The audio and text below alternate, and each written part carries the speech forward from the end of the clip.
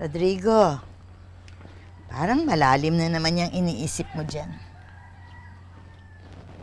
Lola, iniisip ko lang po kung bakit ko napanaginipan yung babaeng may pakpak.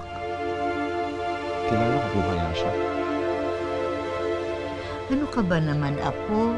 Panaginip lang yun. At ang panaginip, ganun talaga. Kung ano-ano na lang. Pero walang makakapagpaliwanag. Lola, yung kay Senyorito Gabriel. Panaginip din po ba yun? Lola, nakita ko siya, naging taong ibon siya. Tapos bigla niya po akong sinaksak sa tiyan. Siguro yun po yung dahilan kung bakit may dugo yung damit ko. Oh, tulad nun. Paano mangyayari yun? Na sinaksak ka, tapos wala ka namang sugat? Panaginip. Imahinasyon. Gawa-gawa lang ng isip. Pero Lola, bakit niya po may hiwa at dugo yung damit ko? Alam mo, Apo, nakasandok na ako. Mainit ang sabaw. Halika na, kumain na tayo. At na makabalik tayo sa trabaho. Ha? Halika na. Halika na.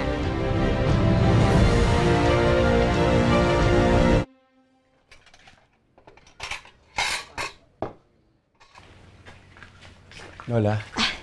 Rodrigo, Ano po? kawan ka ng Diyos.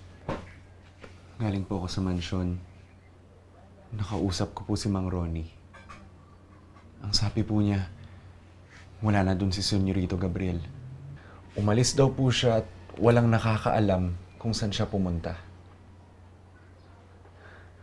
Hindi po kaya umalis siya dahil naging isa po siyang Ravenna. Rodrigo, pwede pa? Tigilan mo na yung mga taong ibon. Hindi totoo ang mga taong ibon.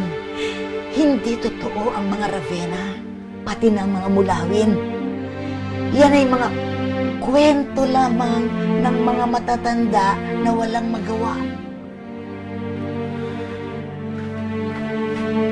Lola, paano niyo po pa ipapaliwanag yung mga nakita ko? Yung panaginip ko po. Yung dugo sa damit ko. Hindi ko alam. Pero, kaya ka nananaginip? Kasi lagi mo silang iniisip. Kaya tigilan mo na ang kaiisip tungkol sa kanila. At huwag mo na muling babanggitin na dating Ravenna si Senyorito Gabriel.